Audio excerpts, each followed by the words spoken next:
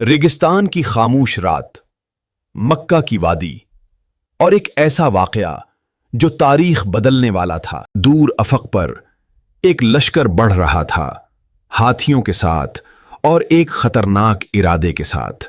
ये था अब्रहा, ताकत के नशे में चूर, जिसे अपनी फौज पर नाज था और अपने रब को भुला बैठा था। सुबह की रोशनी फैल रही थी और लश्कर मक्का की तरफ बढ़ रहा था।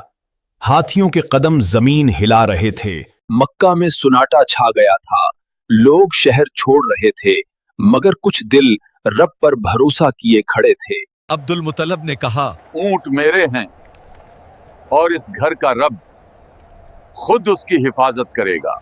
हाथी ने कदम बढ़ाने से इनकार कर दिया। इंसान की ताकत वहां खत्म हो गई और काबा की हिफाजत जाहिर हो गई। आसमान से परिंदे नाजिल हुए, उनके पंजों में छोटे छोटे पत्थर थे और लश्कर पर अल्लाह का अजाब बरसा। ये पत्थर लगते ही लश्कर बिखर गया। खौफ ने हर दिल पर छा लिया और इंसान की ताकत बेबस हो गई। लश्कर मुकम्मल बिखर गया। हर तरफ खौफ और तबाही छा गई और रब की कुदरत हर नजर के सामने जाहिर हो गई। मक्का के लोग हैरान रह गए।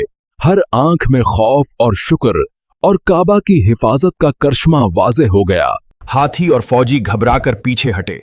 हर तरफ खौफ और तबाही छा गई और काबा की हिफाजत हर आंख के सामने थी। परिंदे वापस आसमान की तरफ उड़ गए और लश्कर पर अल्लाह का अजाब खत्म हो गया। काबा की हिफाजत जाहिर हो चुकी थी। मक्का के लोग खुश और शुक्र गुजार हुए। हर आंख में हैरत और शुक्र और अल्लाह की कुदरत सबके सामने वाज़ेह थी। ये मंजर सबके सामने था। लश्कर बिखर चुका, खौफ छा चुका और काबा की हिफाजत अल्लाह की कुदरत से जाहिर हो गई। ये वाकया याद दिलाता है कि इंसान की ताकत महदूद है और अल्लाह की कुदरत हर चीज पर गालिब है।